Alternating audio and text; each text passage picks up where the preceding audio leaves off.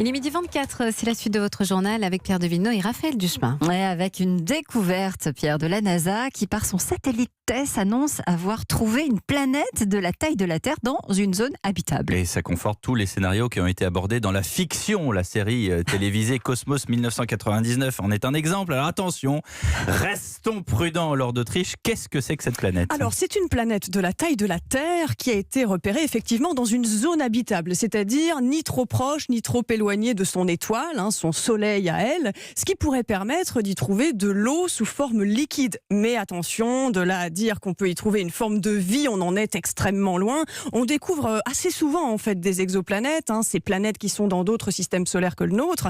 On en connaît aujourd'hui 4000, mais on estime qu'il y a dans la galaxie au moins autant de planètes que d'étoiles, soit à peu près 100 milliards. Et ce qui est intéressant dans la découverte aujourd'hui, c'est que ce sont des astronomes amateurs qui ont repéré cette exoplanète, et en particulier un lycéen américain qui a été d'ailleurs félicité par la NASA.